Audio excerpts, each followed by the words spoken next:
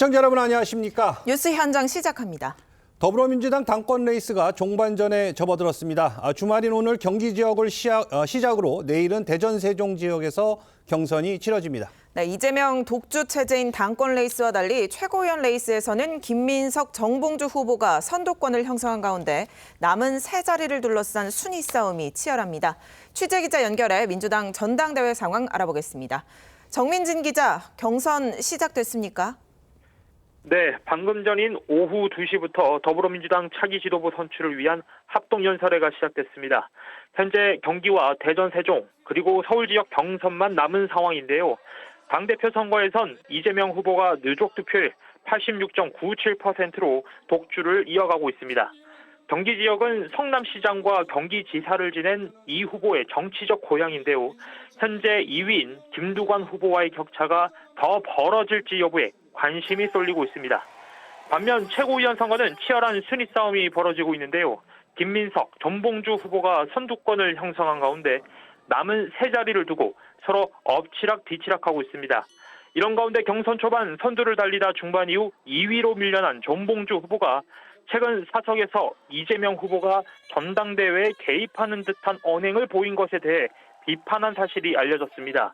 민주당 당원 게시판에 썩은 혓바닥 후보는 사퇴하라는 비판글이 쏟아지기도 했습니다. 이런 상황들이 경선 막판 어떤 변수로 작용할지에도 관심이 모아집니다. 지금까지 정치부에서 전해드렸습니다. 김경수 전 경남지사가 광복절 특사 복권 대상으로 포함된 것으로 전해지면서 민주당은 촉각을 곤두세우고 있습니다. 국민의힘 한동훈 대표는 금투세 폐지와 정기료 카드로 민심 잡기에 나서고 있는데요. 정치권 쟁점들 전문가분들과 하나씩 짚어보도록 하겠습니다. 김현주 국민의힘 대변인, 윤기찬 전 국민의힘 법률위 부위원장, 강성필 민주당 국민소통위 부위원장, 장현주 민주당 법률위 부위원장 나오셨습니다. 안녕하십니까? 안녕하세요. 첫 번째 주제 보겠습니다. 김경수 전 경남지사가 광복절을 맞아 복권될 것이란 관측이 나오면서 민주당 개파 간 입장이 엇갈리고 있습니다. 직접 들어보시죠. 정치는 국민들에게 희망을 주어야 하고요. 그리고 갈등의 조정자가 돼야 된다고 생각합니다. 하필이면 민주당의 전당대회 과정에 복권을 하는 건 뭐 떨떠름하긴 하죠. 전당대회 중에 하는 게 좀 정치적 의도가 있는 거 아니냐. 김경수 지사가 단순히 뭐 하나의 친문 혹은 뭐 반명 쪽의 하나의 구심 이런 차원을 조금 넘어서는 거거든요. 그래서 파괴력이 있는 거고요. 아주 치열한 경쟁 체제를 예고하는 것이다. 자, 지금 보신 것처럼 친명계에서는 야권 분열용이다 이러면서 약간 좀 불편한 기색이 나오고 있고요. 네. 반면에 친문계 인사들은 좀 기대감을 내비치고 있습니다. 자, 실제 민주당 분위기는 어떤가요? 사실 친명계에서는 껄끄럽겠죠. 아무래도 신경도 쓰이고요. 그러니까 어쨌든 앞으로 대선 구도를 봤을 때 이재명 전 대표로서는 1등 전략을 취해야 될 거 아니겠습니까? 1등 전략 중에 핵심이 뭐냐면 돌발 변수를 통제하는 거예요. 근데 어쨌든 김경수라는 돌발 변수가 지금 나왔잖아요. 그래서 이것을 어떻게 통제할 것인가가 상당히 껄끄러울 겁니다. 그런데 이번에 우리 민주당 전당대회와 국민의힘 전당대회 두 개를 비교를 해보면 확실히 경쟁 상대가 있어요. 흥행도 되고 관심도 받고 그래서 건전한 경쟁이 중요하기 때문에 그렇게 나쁘게 볼 일은 아니다라고 보는데요. 여기서 특이한 점은 한동훈 국민의힘 대표가 여기에 대해서 반대 의견을 냈다는 겁니다. 이것은 대통령의 어떤 권한에 대해서 조금 반기를 들었다고 해석을 할 수도 있거든요. 그래서 저희 민주당이 보기에는 어쩌면 대통령께서 이재명 대표와 한동훈 대표 둘 다를 견제하기 위해서 이런 카드를 낸 것이 아닌가 그렇게 해석을 하고 있는데 어쨌든 김경수 전 지사가 매기가 될지 나비가 될지는 두고 봐야 된다 이런 말씀 드리겠습니다. 그렇군요. 짚어주신 것처럼 이재명 전 대표 연임이 지금 확정적인 상황에서 친명 1극 체제에 맞서서 김경수 전 지사가 이 친문 구심점 역할을 할 것이다. 이런 전망에 대해 어떻게 보십니까? 지난 총선 국면을 되돌아보게 되면은 그 비명 행사, 친명 횡재 이런 식으로 해서 그 공천에서의 소위 그 학살의 결과가 지금 이재명 대표 전 대표의 1극 체제를 완성시켰다라는 평가가 많지 않았습니까? 이제 이런 상황에서 김경수 전 지사가 대안의 가능성은 저는 분명히 있다라고 생각이 됩니다. 왜냐하면 지난 총선 국면에서 임종석, 전해철, 박용진 이런 분들이 이제 전부 배제가 되었는데 예. 지금 상황에서 김경수 전 지사가 복권을 통해서 다시 본인의 정치적인 여러 입장을 구체적으로 행사할 수 있는 이런 입장이 된다고 하면은 분명히 대안 가능성이 있죠. 유일한 어쩌면 대안 가능성이 될 수 있다라고 생각이 되는데 하지만 뭐 당장 그 효과가 나타날 것이다라고 보기는 좀 어렵지 않나 싶습니다. 10월 이후에 이재명 진 대표의 사법 리스크 결과가 과연 어떻게 나오느냐에 따라서 연동되어서 그 효과가 클지 작을지를 볼 수 있지 않나 이렇게 예상하고 있습니다. 자, 뭐 지금 벌써부터 계파별로 입장이 갈리는데 실제로 김경수 전 지사가 부상이 되면 야권 분열 뭐 가능성이 있다 이런 분석도 있거든요. 어떻게 보십니까? 뭐 일각에서는 야권의 분열의 단초가 되는 것 아니냐라는 분석도 나오지만요. 저는 장기적으로 봤을 때는 결국 민주당과 야권의 전체적인 외연 확장에 도움이 될 거라고 생각합니다. 특히 이 부분과 관련해서는 또 국민의힘 조혜진 전 의원도 그런 지적을 했더라고요. 김경수 전 지사를 복권하는 게 하지하책이다 이렇게 이야기를 하면서 결국 민주당의 외연 확장에 도움이 될 거다라는 이제 쓴소리를 지금 하고 있는 상황인데 사실 그렇기 때문에 민주당이 김경수 전 지사의 복권으로 뭐 바로 분열되고 이런 상황이 있기는 어려울 것 같고 오히려 지금 한동훈 당대표가 이 복권에 대해서 반대 의견을 피력하고 또 대통령실에서는 대통령의 고유 권한이다라는 부분들을 강조하고 있는 상황이기 때문에 어쩌면 집권 여당에서 오히려 대통령실과의 그런 불협화음에 있다라는 것을 다시 한번 보여주는 그런 장면이 될 수도 있겠다라는 생각 듭니다. 네, 이번 김경수 전 지사의 복권이 관심이 되는 이유 아무래도 피선거권 때문일 텐데 광복절 특사로 복권이 되면 2026년 지방선거, 2027년 대선에 출마할 수 있게 되는 거 아니겠습니까? 정치적 제기가 가능할 거라고 보시는지요? 네, 정치적으로 제기할 겁니다. 그런데 역할이 이제 다소 다를 텐데 예를 들어서 야권 분열이 되려면 저희가 이제 민주당 내만 보면 안 될 것 같고 만약에 대선 후보가 3자 구도가 되면 야권 분열이라고 볼 수가 있겠죠. 그러니까 조국 신당의 조국 대표 이후에 뭐 대권 주자로 본인이 나선다든가 민주당 내에서 치열하게 다투어서 민주당이 깨진다든가 이래야 되는 건데 그렇게 가기에는 사실 쉽지 않은 부분이 없지 않아 있어요. 그래서 이게 민주당 전체적인 측면에서 보면 인재가 하나 늘어난 거죠. 다크호스가 하나 늘어난 거고 이재명 대표만 놓고 보면 경쟁자가 생긴 거죠. 그러니까 저는 민주당 내에서 보면 민주당 전체적인 입장에서 보면 이것은 호재인 것이고 예. 이재명 대표 측에서 보면 이것은 악재인 거죠. 그러나 대통령께서 그런 정치적 공학을 생각하고 아마 사면하지는 않았을 거예요. 왜냐하면 대통령 입장이거나 한동훈 대표 입장에서 보면 이게 3자 구도로 되면은 호재가 되는 거거든요. 근데 그렇게 된다는 것은 사실은 인과관계가 바로 연결되지는 않기 때문에 이 부분은 국가원수가 아직은 하지 않았지만 만약 네. 하게 되면요. 국가원수가 그러니까 국민통합 차원의 일환이다. 그러니까 야권 대권 주자 반열에 오른 분들을 사면한 것이 처음이 아니고요. 2022년도에 이미 사면을 한번 했거든요. 그때 뭐라 그랬냐면 왜 복권 안 하냐라고 했기 때문에 네. 그 후속 조치다 이렇게 이해하는 게 좋을 것 같고 여권 내 분열은 사실 한동훈 대표 입장에서 보면 충분히 말할 수가 있어요. 의견을 다 전달할 수가 있는 거고 이런 의견을 다 취합해가지고 대통령이 결정하는 거기 때문에 저는 아직까지는 분열의 씨앗이다 이렇게 보기는 좀 이르다 이렇게 생각합니다. 자, 뭐 여당 입장에서 보면 3자 구도가 되면 호재다라고 말씀을 해주셨는데, 자, 일단 김 전 지사가 만약에 대선 후보로 나선다면 이재명 전 대표의 관계 어떻습니까? 뭐 앙금이 있습니까? 아니면 뭐 별 큰 문제는 없습니까? 뭐 큰 문제라기보다도 어쨌든 구도가 짜여지는 거죠. 친명 대 친문 구도가 다시 생긴 거고 비주류 대 주류, 주류 대 비주류가 이제 구도가 형성이 되는 건데요. 예. 어쨌든 간에 김경수 지사가 앞으로 잘해야 됩니다. 그래야지 뭐 지지율이 올라갈 것이고 지지율이 뒷받침이 되어야지 기대를 받는 거거든요. 그리고 기대를 받아야 뭐 위협적인 상대가 되는 건데 아직까지는 김경수 전 지사에 대해서 이 사람이 무엇을 잘했다라고 딱히 떠오르는 것은 없습니다. 하지만 분명한 것은 김경수 전 지사가 복권이 되면 어쨌든 친문 세력과 반명, 비명 세력들이 결집할 것은 분명하고 이건 김경수 전 지사를 중심으로 어쨌든 대선 구도가 재편이 될 것은 확실해 보인다. 그렇게 보여집니다. 알겠습니다. 그렇군요. 김경수 전 지사 복권에 대해서 국민의힘에서도 다양한 의견이 나오고 있습니다. 들어보시죠. 뭐 김경수 전 지사가 어느 정도 비중이 있는 인물인지는 몰라도 지금 구심점이 없어서 숨죽이고 있었을 분들은 예. 또 새로운 대안으로 만들어서 뭉치는 계기가 되지 않을까. 그래요? 실제로 민주당 의원들 접촉해 보면 네. 지금 숨소리 못 내고는 있지만 불만 있는 분들은 많거든요. 이게 네. 무슨 움직임이 있겠죠. 정치적인 지형을 만들 수 있는 사람이 사실은 지금 김경수 지사라서 아마 저는 앞으로가 큰 파장이 일어날 것 같아요. 자, 뭐 들으신 것처럼 큰 파장이 일 것이다. 뭐 이렇게 분석을 해주시고 있는데, 근데 지금 국민의힘 한동훈 대표는 이 김경수 전 경남지사 복권에 반대하는 입장인 것으로 알려졌는데 이유가 뭔가요? 그래서 이제 오늘 조선일보의 보도를 보게 되면은 그 핵심 관계자 발로 해서 반대 입장인 것으로 보인다라고 이제 보도가 됐습니다. 그렇기 때문에 한 대표의 본인의 명확한 입장이 반대인지의 여부는 아직은 확인이 되지 않고 있고요.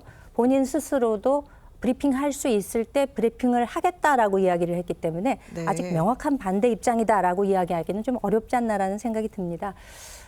다만 이 대통령의 사면권이라고 하는 것은 헌법 79조에 적시된 대통령의 고유 권한이죠. 예. 사면이나 감형, 복권을 명할 수 있다라고 되어 있습니다. 이 점에 대해서 한동훈 대표가 모를 리가 없죠.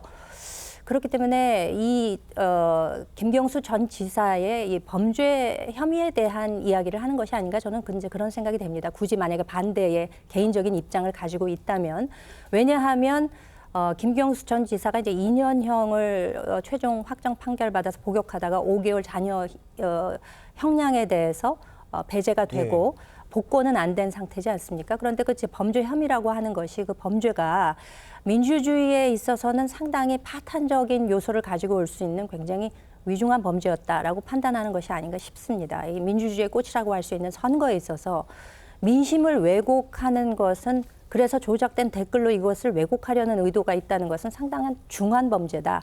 그러니까 뭐 예를 들면 조국혁신당의 조국 대표 경우에도 2심에서 이제 2년형 받고 이제 대법원 판결을 기다리고 있지 않습니까? 예. 뭐 같은 2년형이라고 하더라도 범죄의 질이 다르다라고 저도 판단을 하고 있습니다. 그렇기 때문에 그와 같은 민주주의에 적이 될 만한 범죄를 저지른 사람에 대해서 사면해 주는 것이 맞느냐라고 과거 법무부 장관 시절에도 개인적으로는 반대 사면조차도 반대 입장을 가지고 있었다고 저는 알고 있거든요. 그렇기 때문에 뭐 그와 같은 관점에서 일종의 개인적인 반대 입장은 있을 수 있으나 명확한 입장에 대해서는 본인이 아마 추후에 밝히지 않을까라고 생각이 됩니다. 그렇군요.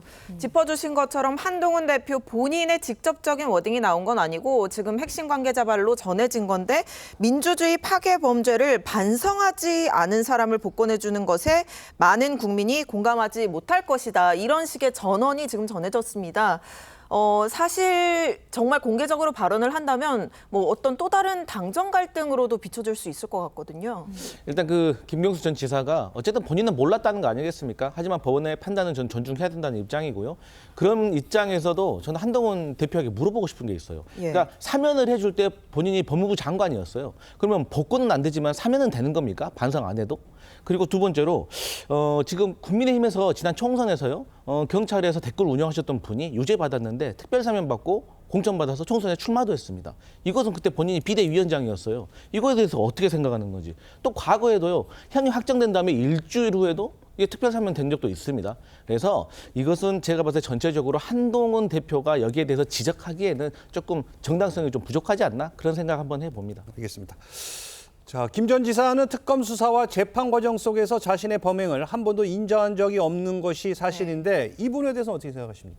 저 범행 자체를 본인이 인정하기 어려웠을 거예요. 왜냐하면 이게 이제 컴퓨터 등 업무방해죄로 기소가 됐지만 실제는 공직선거법 위반에 준하는 정도의 사실관계거든요. 예를 들면 대선 국면에서 본인이 미는 대통령 당선을 위해서 본인이 이런 행위를 했다. 그러니까 판결문에도 보면 가장 수혜자가 문재인 대통령이라는 취지의 설치가 있을 정도예요. 네. 그렇다면 이것이 이제 대선이 이게 부정한 대선이나 여부까지 가기 때문에 본인이 인정하기 어려웠을 것 같지만 1, 2, 3심 공의 그 부분에 대해서는 이견이 없었거든요.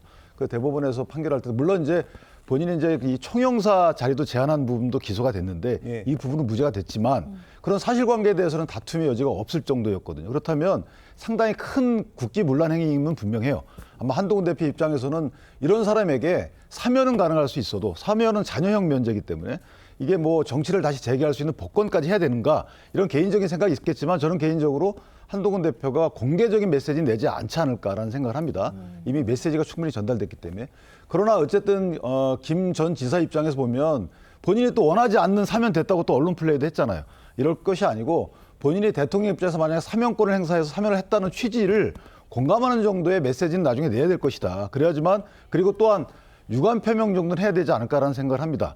본인이 어쨌든 유죄 판결을 통해서 사법부에서 유죄 판결을 한 거잖아요. 그러면 본인이 억울한 면이 있다 하더라도 이런 일이 다시는 반복되지 않도록 해야 되겠다. 이런 취지의 유감 표명 정도는 있는 게 맞지 않겠는가. 그래야지만 한명숙 총리 때도 사실은 추징금 납부도 제대로 안 했음에도 불구하고 다 지금 복권이 됐잖아요. 그때도 그분도 유죄 인정 안 했어요. 그러니까 이런 것들은 국민께 주는 메시지, 부정적인 메시지 측면이 있기 때문에 그분은 고민할 필요가 있겠다 싶습니다.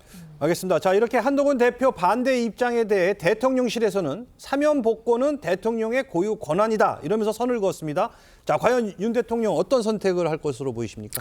저는 오히려 한동훈 대표의 어떤 그 반대 입장이 알려지게 된 이후로 대통령이 복권을 해줄 가능성이 높아졌다고 생각합니다. 왜냐하면 앞서 있었던 그 정정식 정책위 의장의 거취와 관련해서 친한계와 친윤계가 여러 가지 이야기들이 있었는데요. 그때 특히 친한계에 계시는 그 인사들이 어떤 말씀하셨냐면 정정식 정책위 의장을 유임시키려고도 생각했는데 친윤 그룹에서 언론 플레이를 하다 보니까 오히려 프레임이 작동해서 거취를 결정하게 할 수밖에 없었다라는 얘기가 있었거든요. 그 논리와 같은 논리가 이번에도 적용될 수 있을 것 같습니다. 지금 대통령실에서는 그리고 대통령은 아직 결단하기 전이라고는 하지만 한동훈 대표가 대통령의 고유 권한이 있는 이런 복권과 사면에 대해서 반대한다라는 입장의 기류를 내놓고 있는 상황이기 때문에 만약에 대통령이 한동훈 대표의 이런 이야기를 듣고 복권에 대해서 다른 결정을 한다라고 한다면 마치 한동훈 대표의 입김 때문에 대통령의 고유 권한이 흔들리는 모양새처럼 될 수도 있겠거든요. 그렇기 때문에 저는 대통령으로서는 오히려 한동훈 대표의 이런 기류를 보았을 때 대통령의 고유 권한이라는 점을 상기시키기 위해서라도 김경수 전 지사에 대한 복권을 강행할 가능성이 훨씬 높아졌다고 생각합니다. 알겠습니다. 자, 다음 쟁점도 한번 짚어보도록 하겠습니다. 민주당 최고위원에 도전하고 있는 정몽주 후보가 이재명은 대통령이 되면 안 된다 이런 폭로가 나왔습니다. 바로 이 박원석 전 정의당 의원의 폭로인데요. 직접 한번 들어보시죠. 기자들하고 광주 경선 끝나고 했던 얘기들 내용 제가 좀 봤어요. 조그마한 비판도 못 참는다. 이재명이라는 사람이. 행정가 출신이라서 그렇다. 제왕적인 권한을 행사하다가 그런 사람들 대통령 되면 안 된다. 표본이 윤석열이다. 본인은 훨씬 더 격앙돼 있어요. 이재명 대표의 최고위원 선거 개입에 대해서 상당히 열받아 있고 아니 내가 없는 말 한 것도 아니다. 두 번째로 5명 안에만 들어가면 되잖아. 이게 아주 의미심장한데 만장일치제야 최고위원회. 두고 봐. 내가 들어가면 어떻게 하는지. 이게 약간 이제 에스컬레이트 되고 있구나. 네, 정봉주 후보가요. 이재명 전 대표가 최고위원 선거에 개입하고 있다는 이유로 격앙돼 있다. 이런 전언을 한 건데 뭐 본인 입장에서는 좀 화날 수도 있지 않겠습니까? 그럼요. 본인 입장에서는 당연히 서운할 일이죠. 네. 그런데 그럼에도 불구하고 단어를 좀 바로 잡아야 되는 게 개입은 아닙니다. 왜냐하면 이재명 후보입니다, 지금. 그러니까 본인도 지금 후보이기 때문에 개입이란 건 말이 맞지 않고 그저 이제 우리 국민의힘 그 전당대회에서도 봤듯이 팀 한동훈 하듯이 저희도 팀 이재명인 거예요. 그리고 과거에도 전당대회 때 당대표와 그 최고위원 후보가 이렇게 러닝메이트식으로 같이 다니고 또 홍보물도 비슷한 테마로 만들고 이런 경우들은 계속 있어 왔거든요. 하지만 이러한 것들 강력한 후보가 자기를 지지하지 않고 다른 후보를 지지해서 본인의 순위가 당연히 하락한다고 하면 누가 기분 좋겠습니까? 그리고 전당대회 기간에는 어쨌든 선거 기간이기 때문에 이런 말 저런 말 다 나올 수 있는데 국민의힘 보십시오. 끝나고 나니까 또 이렇게 화합하는 모습 보이려고 하잖아요. 그래서 그런 거에 비하면 저희 민주당도 충분히 극복할 수 있는 갈등이다. 저는 그렇게 봅니다. 자, 근데 뭐 이 기분 문제가 아니라 이제 발언 수위가 상당히 높습니다. 지금 이 정몽주 후보는요, 이재명 전 대표 같이 제왕적인 권한을 행사한 그런 사람들이 대통령 되면 안 된다라고 했는데 이재명 일극 체제에 대한 균열이 시작되는 거 아니냐 이런 또 지적도 나오고 있거든요. 그렇죠. 그 뭐 일종의 속마음을 들켰다고 할까요? 누구나 다 뭐 개인적으로도 사람이 겉과 속이 어느 정도는 다르지 않습니까? 그런데 특히 정치인들의 경우에는 겉으로 하는 이야기가 본인의 속마음과 일치하는 경우는 매우 드뭅니다. 정치적인 여러 가지 이점을 상정하고 그의 기준으로 해서 이제 이야기를 하기 때문에 정봉주 후보의 경우에도 뭐 최근에 언론 인터뷰를 통해서 뭐 이재명 시대를 여는데 이제 본인이 기여하겠다 이런 식으로 아무리 이야기를 하더라도 지금 박원석 전 의원의 이야기를 빌자면 어느 정도 속마음 그리고 상당한 섭섭함은 있지 않을까라는 예상이 쉽게 가능하죠.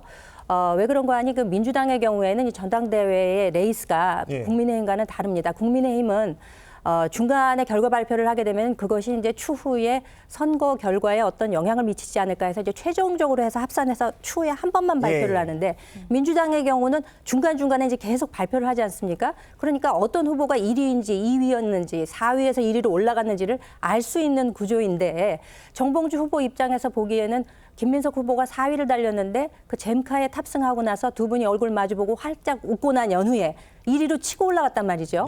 그렇기 때문에 어느 정도 개입 여부가 이게 너무 확실한 거 아니냐, 나한테 이렇게 섭섭하게 할 수 있느냐라는 마음을 먹기에 충분하다. 그렇기 때문에 이것은 추후에 균열 양상으로도 갈 소지가 매우 크다. 저는 이렇게 보고 있습니다. 그렇군요. 정봉주 후보가 격앙된 이후 이재명 전 대표가 공개적으로 김민석 후보를 밀어주는 발언을 공공연히 해왔기 때문이죠. 다시 한번 들어보겠습니다. 대표님이 아까 김민석 왜 이렇게 표가 안 나와요? 그래가지고 그게 찍혀버렸어. 그게 찍혔어요. 제가 이거 전대 시작하기 전에 그런 얘기하고 혹시 기억나세요? 아 이거 낭시라는 거. 사선이신데 사실 최고위원 순간 나올 필요가 없지.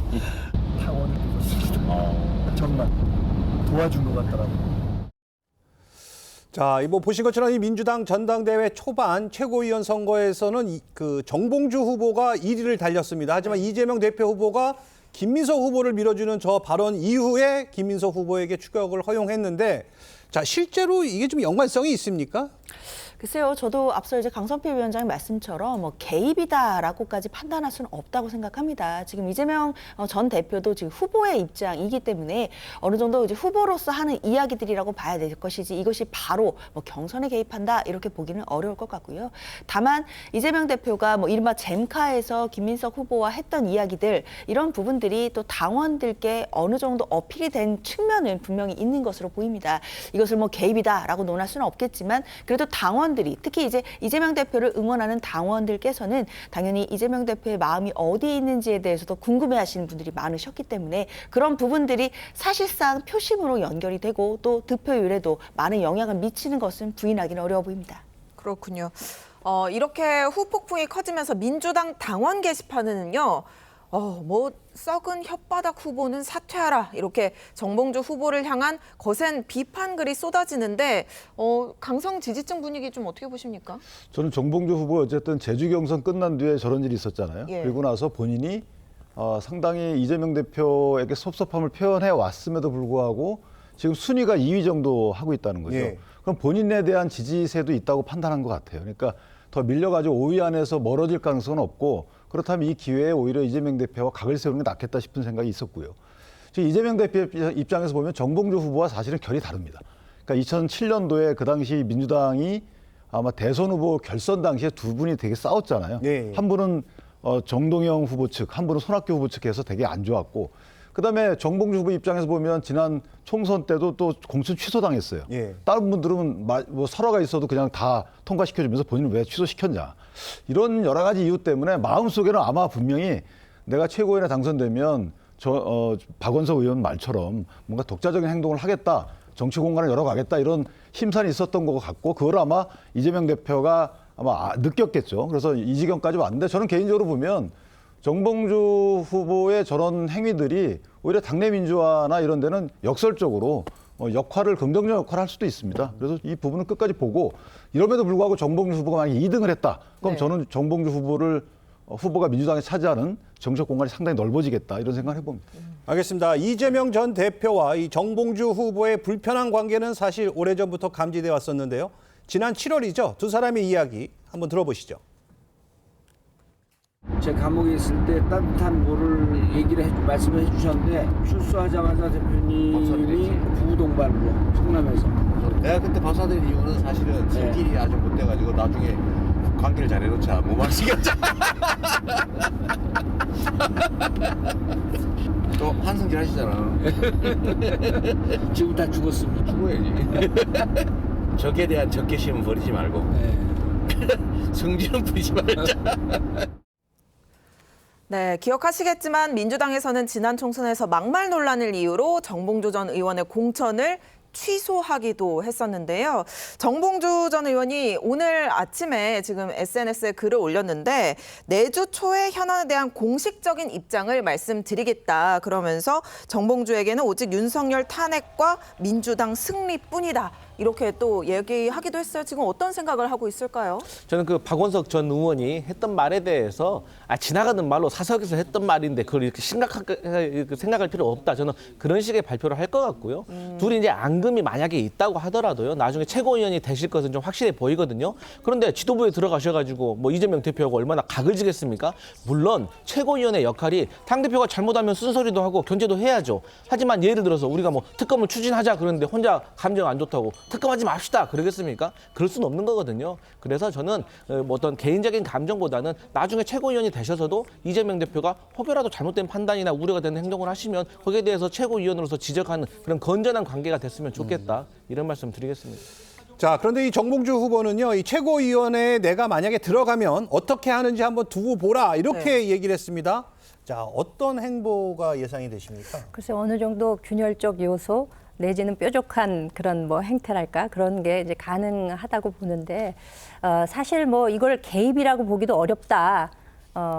이재명 대표 역시도 후보로 뛰고 있는데 어떻게 개입이 되느냐. 국민의힘에서는 팀 한동훈으로 뛰었는데 뭐 그와 같은 양상으로 이해하면 된다라고 말씀을 하시지만 국민의힘의 경우와는 완전 좀 다른 경우라고 저는 생각이 됩니다. 당초에 팀 한동훈으로 뛰겠다라고 선언을 하고 뛴 경우와 지금 현재 8명의 최고위원 후보가 있는데 젬카의 탑승 순서가 곧 이재명 대표의 의중이다라는 이야기가 나돌았었거든요. 그 김민석 후보가 제일 먼저 탑승을 했었고 정봉주 후보가 공교롭게도 가장 마지막에 이제 탑승을 했었습니다. 뭐 이런 식으로 보면은 사실 지난번 박찬대 원내대표 선거 때도 박찬대 대표를 그 당원존에서 이재명 대표가 라이브 방송을 하고 있다가 저기 지나가는 박찬대 의원 이쪽으로 와보세요 하고서 원내대표에 관한 여러 가지 이야기를 나눈 연후에 서영교 당초 그 후보로 나설 것으로 예상됐던 분들이 줄줄이 줄사퇴를 하면서 혼자만 단독 출마를 해서 이제 찬반 투표를 하지 않았습니까? 이런 식으로 보면은 물론 뭐 이재명의 민주당 아버지 하명으로 보자면은 그것이 이제 충분히 가능하다라고 이해는 하면서도 어느 정도 개입의 의도가 분명히 있다. 그리고 만약에 이제 이것이 지금 현재는 2위를 차지하고 있습니다만 오늘 여러 가지 이제 험한 언사들이 강성 지지층을 중심으로 해서 나오는 것을 보면 만약에 이것이 어떤 결과를 뒤집을 수 있는 이런 식으로 귀결이 된다고 하면 상당한 후폭풍도 가능하지 않을까라는 예상을 배제할 수는 없다. 이렇게 보고 있습니다. 알겠습니다. 다음 주제도 한번 가보도록 하겠습니다. 지금부터는 좀 여야가 맞서고 있는 이 쟁점들을 짚어보도록 하겠습니다. 국민의힘 한동훈 대표는 금투세 폐지를 강하게 물어붙이고 있는데 민주당은 좀 세법이 복잡해 보입니다. 양측 입장 차례로 한번 들어보시죠. 이번에야말로 금투세 폐지에 대해서 초당적으로 논의해야 한다라고 생각합니다. 이재명 진 더불어민주당 대표께서도 여기에 대해서 다소 유연한 입장을 밝히셨던 것으로 알고 있습니다. 주식 투자자의 1%에 불과한 초거대 주식 부자들의 금융 투자 소득세를 폐지하면 내수 경제가 살아납니까? 주식시장이 폭락하니까 금투세로 돌리는 것은 전형적인 한동훈 대표의 남 탓하는 습관이 반영된 것이 아닌가. 더불어민주당이 원하는 시간에 원하는 장소에서 원하는 토론자로 금투세 문제에 대해서 민생 토론을 하자는 말씀 다시 한번 제안드립니다. 지금이 골든타임입니다. 네, 금투세 폐지에 대해서 한동훈 대표는 강하게 밀어붙이고 있는 반면 민주당은 지금 당론을 못 정하고 조금 입장이 갈리는 것 같습니다. 그렇습니다. 아시다시피 지금 이재명 전 대표 같은 경우에는 조금 유연한 태도를 보여주고 있는 것은 분명한데요. 그런데 이제 민주당 진성준 전체기 의장 같은 경우에는 조금 더 강경한 입장을 계속 보이고 있습니다. 그러다 보니까 당내에서 입장 정리가 왜 이렇게 늦어지는 것이냐라는 또 이야기들도 나오는데요. 사실 지금 전당대회 중이라는 부분을 말씀드리지 않을 수가 없습니다. 지금 현재 당 지도부가 없는 상황이고 지금 지도부가 곧 다음 주 정도면 이제 꾸려지게 될 테니까요. 그 이후에는 아마 당 내에서 이 부분과 관련한 치열한 토론이 있을 거라고 생각이 듭니다. 그러면 또 신임 당대표와 신임 지도부가 금투세 폐지 또는 그 유예기간 확대라든지 이런 부분과 관련해서 얼마든지 당론을 만들어가는 작업이 생길 거라고 생각이 들고요. 그 과정에서 필요하다면 얼마든지 뭐 토론회나 공청회도 거칠 수 있지 않을까 생각됩니다. 알겠습니다. 이 한동훈 대표는 민주당을 향해 금투세 관련 토론회를 다시 제안했습니다. 지금이 민생토론의 골든타임이라는 건데 자, 이 민생토론 실현 가능성 있다고 보십니까? 지금 해야 된다고 봅니다. 왜냐하면 이제 9월 정기국회가 있잖아요. 예. 근데 금투세 같은 경우는 내년 1월 1일자로 시행이기 때문에 실제 어떻게든 결론을 내야 되고요.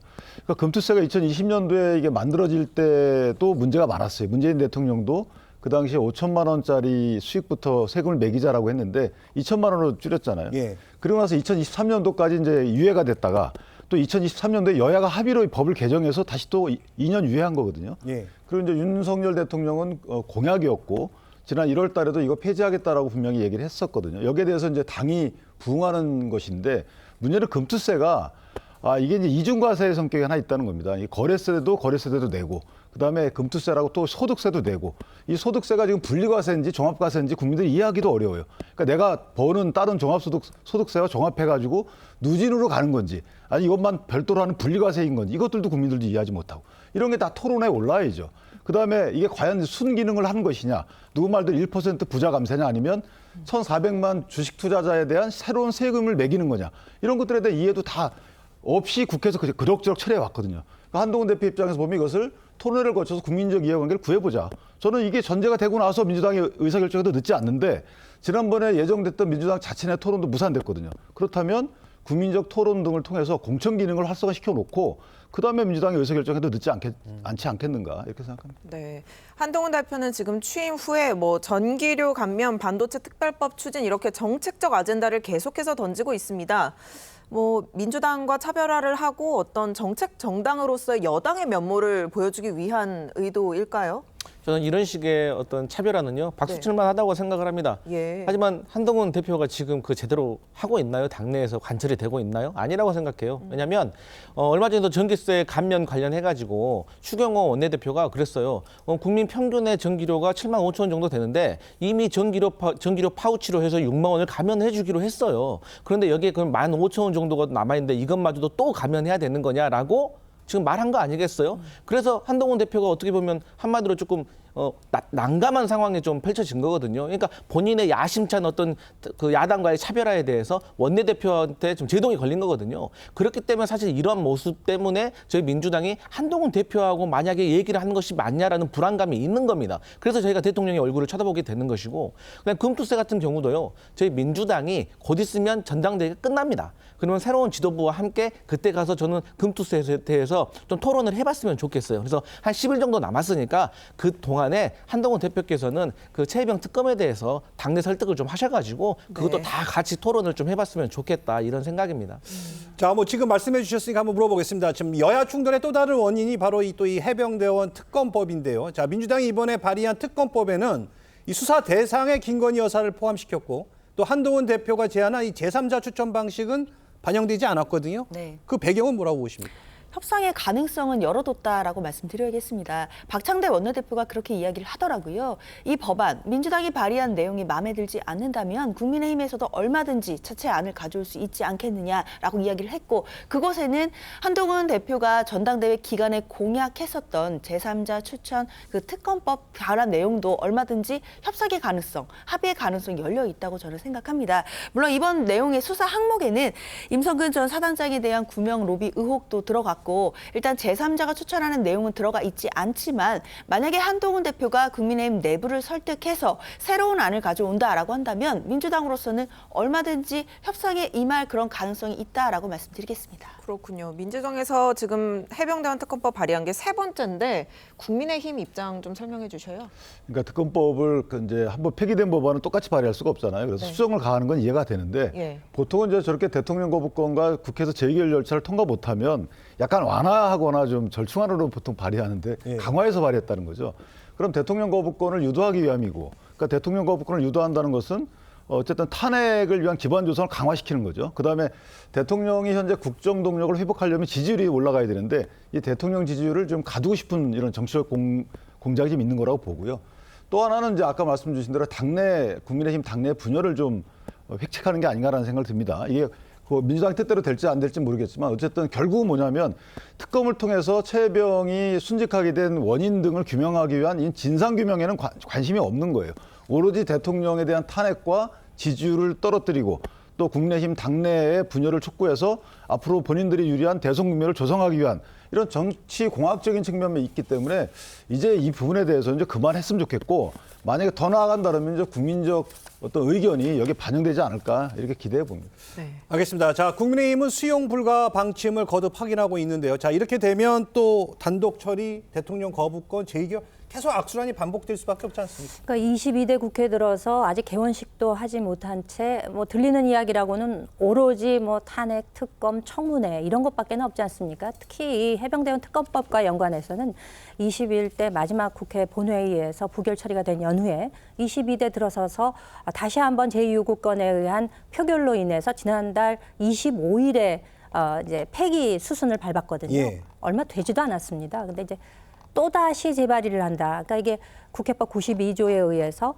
동일 회기 내에 같은 법안에 대해서 다시 심사할 수 없기 때문에 여기에다 이제 무슨 살을 붙이든지는 해야 됩니다. 네. 그런데 이게 이제 개선의 방향으로 간 게 아니라 개악의 방향, 독소 조항을 더 넣는 방향, 이런 방향으로 가다 보니까 도저히 국민의힘에서는 이걸 받아들일 수 없는 입장이고 정쟁만이 남아있는 상황이고, 또 이와 같은 지나친 집착을 보이는 것은 오로지 압박용으로 사용을 해서 대통령의 거부권을 또다시 유도하는 것이 아니냐, 이렇게밖에 볼 수가 없는 것이기 때문에 정말 민생은 어디 뒷전이고 정말 처리해야 될 여러 가지 법안들은 어디로 사라지고 계속해서 이와 같은 국면이 펼쳐지는 것에 대해서는 국민 여러분들께도 참 죄송한 마음이 듭니다. 네.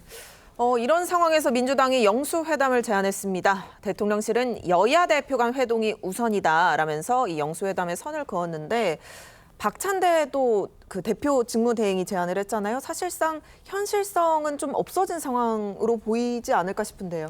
저는 뭐 거듭 말씀드리지만 민주당이 지금 전당대회이기 때문에 전당대회 곧 끝납니다. 한 일주일 정도만 더 있으면. 그러면 신임 지도부가 구성이 되고 당연히 한동훈 대표 인사하러 갈 겁니다. 여당의 대표니까요. 그때 또 얘기를 좀 나눌 수가 있고요. 그다음에 대통령실에서 말씀하시는 것처럼 뭐 한동훈 대표부터 만나라라고 하는데, 제가 오늘 거듭 말씀을 드리고 있지만 뭐 전기료 감면이나 특검 문제나 사면 복권까지도 대통령실과 여당의 입장이 좀 다른 것 같아요. 그렇기 때문에 민주당은 많이 혼란스럽습니다. 그렇기 때문에 그게 정 어렵다고 하면 저는 대통령을 모시고 여야 대표가 함께 3자로 만나는 것이 어떨까 생각을 해보는데, 아마도 대통령실도 아마도 한동훈 대표도 거기에 대해서는 적극적이지 않는 것 같아서 민주당으로서 좀 당황스럽다, 이런 말씀 드리겠습니다.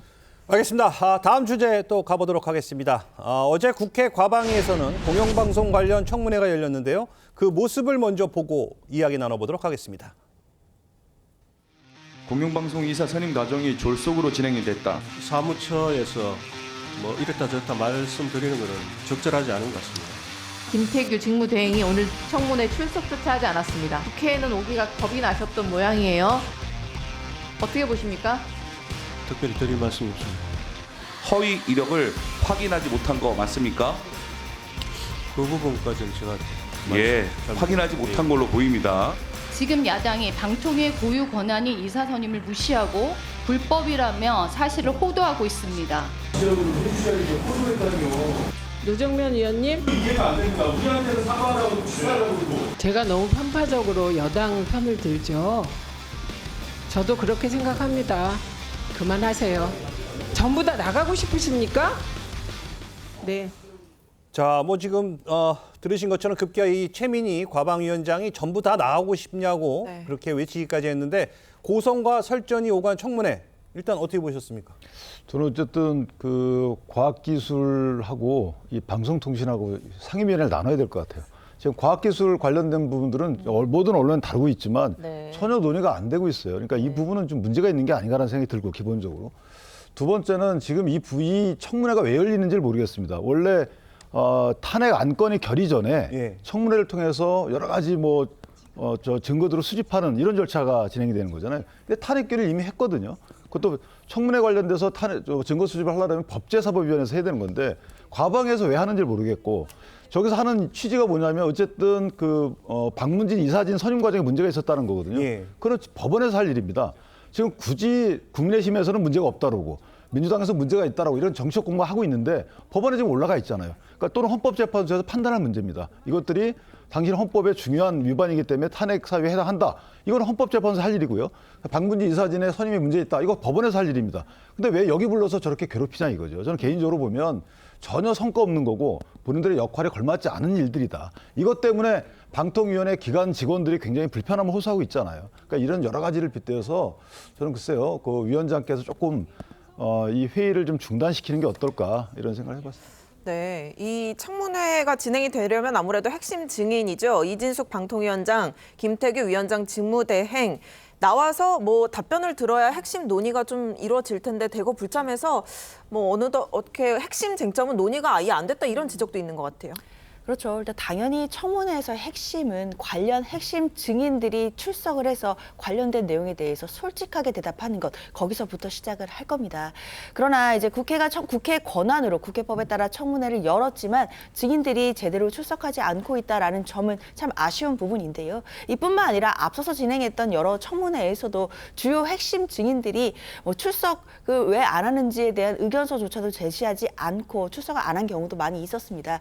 사실 이런 부분들은 국회의 권위 그리고 이제 국민들께 예의를 보여야 된다는 차원에서 좀 부적절하다고 생각이 들고요. 적어도 증인들이 국회법에 따라 지금 진행되고 있는 청문회 절차를 존중해서 일단 나와서 만약 본인들의 해명할 내용들이 있다라고 한다면 소상하게 해명하는 것이 또 국민에 대한 도리가 아닌가라는 생각합니다. 자, 이번 청문회에서 여야의 가장 큰 쟁점은 바로 이건 것 같습니다. 야당은 2인 체제 방통위 의결은 불법이다 이렇게 주장하고 있고 반면에 여당은 정치적 쟁점화만 노린다면서 결국은 팽팽히 맞서고 있는데 자, 일단 절차적으로 문제가 있는 게 맞습니까? 그 2인 체제로 의결한 것에 대해서 이제 이것이 가장 핵심 사안이죠. 예. 그런데 고등법원에서 이미 가처분 결정을 놓고 YTN의 대주주 변경에 있어서 위법의 여지가 있다라고만 이야기를 했지 위법이다라고 단정적으로 이야기를 하진 않았습니다. 본안 판결에 대해서는 법원에서 이제 판단을 기다려야 할 것이고 방통위원장의 그 탄핵 여부도 헌법재판소에서 이제 판단을 받아보는 것의 핵심에 이제 이 2인 체제의 의결이 과연 위법하냐 아니냐의 문제가 있는 것이거든요. 의결 정족수라고 하는 것은 출석한 사람들의 과반이 되느냐 이제 이것을 보는 것이기 때문에 2인 체제 역시도 합의제 기구의 본질에서는 저는 어긋나지 않다라는 개인적인 소신을 가지고 있습니다. 그런데 결과적으로 이 2인 체제를 갖고 자꾸 들먹이는 거는 지금 야당에서 결국엔 그 박문진 이사 선임, 그와 연관된 MBC의 사장 선임, 여기서 MBC에 대한 영향력, 좌지우지하겠다는 것을 그대로 유지하고 싶다라는 그 표현의 다름 아니다라고 저는 생각을 합니다. 그렇기 때문에 과거 문정부 때는 이제 그렇게 하셔놓고서 지금 와서 여당 우위에 있을 수밖에 없는 그런 기본적인 구조가 있음에도 불구하고 이것을 마음대로 휘둘러 보겠다고 하는 그런 의도로밖에는 해석이 안 되기 때문에 참 이것도 안타까운 마음이 든다라고 말씀을 드리겠습니다. 네. 오는 14일과 21일 다음 주와 다다음 주에 2차, 3차 방송장악 청문회가 역시 예정돼 있습니다. 좀 다르게 진행될 수 있을까요? 모르겠습니다. 이제 형식은 어차피 똑같이 진행되겠지만 예. 어쨌든 이진숙 방송통신위원장과 김태규 직무대행이 나올지는 모르겠습니다. 아마 안 날 걸로 보는데요. 예. 저는 이거 전략적으로 좀 미스라고 생각을 합니다. 과거에 얼마 전에도 법사위 청문회에서 여당 의원들이 처음에 청문회에 안 나왔잖아요. 근데 본인들이 안 나오니까 증인들이 계속해서 공격을 더하고 공격하는 과정과 추궁하는 질에서 새로운 사실들이 나오게 되니까 여당이 불리한 상황에 빠지는 거거든요. 그렇기 때문에 지금의 상황도 비슷하게 본다. 예를 들어서요, 그 2인인데 그 면접을 실시했느냐 안 했느냐. 그러니까 지원자에게는 면접이 있을 수도 있다고 했지만 면접을 실시하지 않았거든요. 그러니까 이런 문제에 대해서 이준석 의원이 추궁을 하니까 어쩔 수 없이 공무원들은 답변을 할 수밖에 없는 거예요. 그런 답변 과정에서 불합리하고 부적절한 내용들이 계속 나오게 되는 건데 이때 여당 의원들이 만약에 우리 소위 말해서 보호를 해주지 않으면 계속해서 여당에게 불리한 어떤 상황이 벌어지기 때문에 저는 참석을 안 할 것으로 보이지만 그게 과연 전략적으로 맞는지는 의문입니다. 자, 이런 가운데 그제 방통위에서 이 과방위원들에게요, 이 공문을 보냈습니다. 바로 이 사무처 직원들을 너무 힘들게 하지 말아달라. 이런 내용을 또 담겨 있다고요? 그러니까 얼마 전에 또 며칠 전에 이제 그런 일도 있었잖아요. 권익위원회에서 그런 일도 있었기 때문에 물론 연관인지 모르겠지만 어쨌든 그 기관 공무원분들 입장에서 보면 청문회가 있거나 인청이 있거나 탄핵 관련돼서 여러 가지 절차가 진행되면 사실은 거의 국회와 살아야 됩니다. 그러니까 그런 절차가 하루 이틀도 아니고 지금 저희 22대 국회가 개원한 이후에 보시면 방통위 설치법 관련된 입법청문회 있었죠. 세 분에 대해서 탄핵 관련돼서 또 있었죠. 아니 이런 일들을 계속 이게 보통은 한 국회에서 4년 동안 있을까 말까 한 것을 2달 내에 다 해버린 거예요. 그러면 그 관련된 자료 준비하고 나와서 청취하고 정리하고 하시는 직원들 얼마나 힘들겠습니까? 저는 개인적으로 최민희 위원장께서 일 의욕이 있는 건 알겠는데 이런 직원들의 과로사항들도 참고하시고 이 청문회 절차에서도 얻어질 수익도 없기 때문에 이쯤에서 그만하시는 게 좋겠다 싶습니다. 알겠습니다. 자, 지금까지 정치권 쟁점 짚어봤습니다. 감사합니다.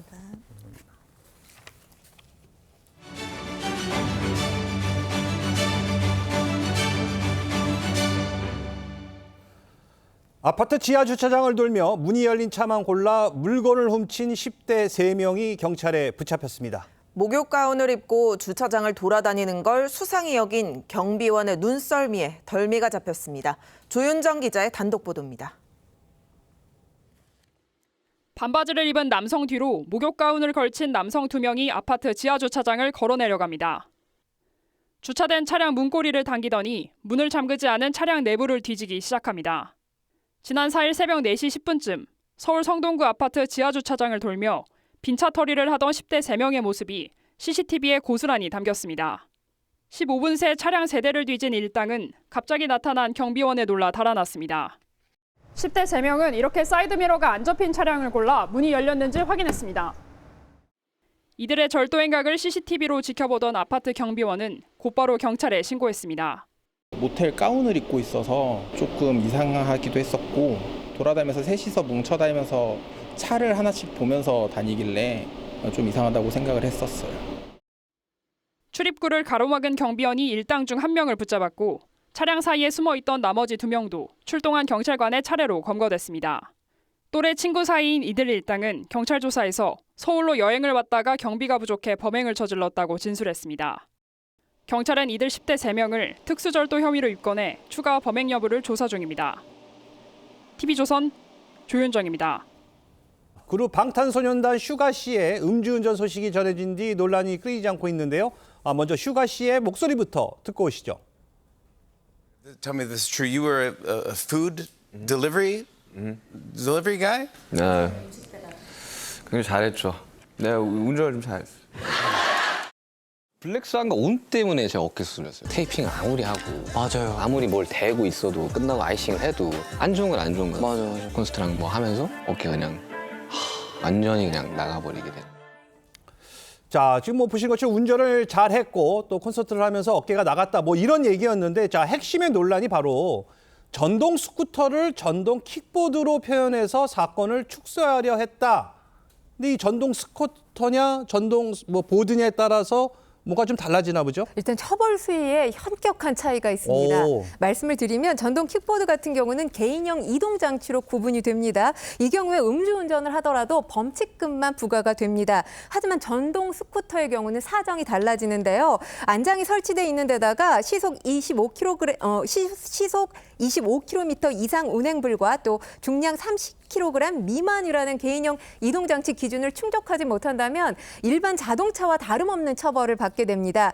이 경우에 형사처벌 대상이 되는데요. 혈중 알코올 농도 수치가 어느 정도냐에 따라서 5년 이하의 징역형 또는 2천만 원 이하의 벌금형에 처해질 수 있습니다.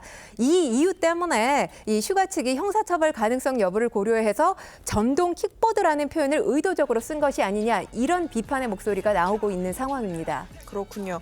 소속사 측이 그런데 입장을 냈더라고요. 사건 축소 의혹이 없었다는 것으로 보이던데요. 네, 일단은 사안을 축소하려는 의도는 없었다라고 밝히고 있고요. 슈가와 소속사 측 8일 새벽에 사과 입장문을 냈습니다. 그러니까 안장이 달린 형태의 킥보드라고 판단을 했다는 겁니다. 그래서 전동 킥보드라고 설명한 것이라면서 슈가가 몰았던 건 전동 스쿠터가 맞다. 이렇게 인정을 했습니다. 일단 현재 이 맏형 진이 성실히 군복무를 마치고 전역을 한 상황이죠. 그리고 나머지 멤버들이 현재 성실하게 군복무 중인 상황입니다. 그런 가운데 이 슈가가 지금 음주운전 논란에 휩싸였기 때문에 이런 행보로 인해서 그룹 BTS의 명성에 먹칠한 상황이 돼버렸습니다. 자, 또다시 또 화제가 되고 있는 하나의 또 사건이 있습니다. 바로 이 방시혁 하이브 의장이 그 BJ 과즙 세영과 함께 미국에 있는 모습이 포착돼서 화제인데 일단 하이브 측은 특별한 관계가 아니다라고 해명했지만 이 둘의 목격담은 지금 일파만파 퍼지고 있어요. 네, 그렇습니다. 이 미국 길거리를 소개하는 한 유튜브 채널에서 미국 LA 비버리 힐즈의 풍경을 담은 영상을 게시를 했는데요. 이 해당 영상 초반부에 방시혁 의장이 여성 2명과 함께 횡단보도를 건너는 모습이 포착이 된 겁니다. 그러면서 이들 관계가 어떻게 된 거냐 이렇게 관심이 쏠리고 있는 상황인데요. 예전에 지인과 모이는 자리에서 이 과즙세연의 언니를 우연히 만났게 됐고요. 엔터 사칭범과 관련해서 어떻게 대응해야 하는지 관련 조언을 해준 바가 있다고 합니다. 그리고 최근에 두 사람이 함께 LA에 오게 되면서 관광지와 식당을 물어봐서 예약을 해준 거고 안내를 해준 거다. 이게 지금 하이브 측의 입장입니다. 그렇지만 두 사람 간의 이 열애설 사실이 아니냐 이런 또 세간의 이목이 집중돼 있는 그런 상황입니다. 네. 알겠습니다. 이야기 잘 들었습니다. 권상희 평론가님과는 여기서 인사 나누겠습니다. 감사합니다. 뜨거운 열기가 가득한 주말입니다. 현재 대부분 지역의 체감 온도가 33도 안팎까지 올라 있고 폭염특보도 유지 중입니다. 제주 북부 중산간에는 호우주의보가 발효된 가운데 강한 소나기가 쏟아지고 있습니다. 오늘 밤까지 전국 곳곳에 5에서 60mm가량의 소나기가 내리겠고요. 돌풍과 벼락을 동반해 시간당 20에서 30mm로 강하게 쏟아지겠습니다. 내일도 수도권과 강원 북부, 충남과 전북 내륙, 제주도에는 5에서 20mm의 소나기가 예상됩니다. 서울은 지난 밤사이 20일 연속 열대야가 나타났는데 오늘 밤에도 최저기온이 27도 밑으로 떨어지지 못하면서 열대야는 지속되겠습니다. 내일 낮 기온은 30에서 35도의 분포를 보이겠습니다. 밤낮 없는 더위는 이번 주말이 지나 다음 주까지도 길게 이어질 전망입니다. 날씨였습니다. 8월 12일 토요일 TV조선 뉴스 현장은 여기까지입니다. 함께해 주신 여러분 고맙습니다.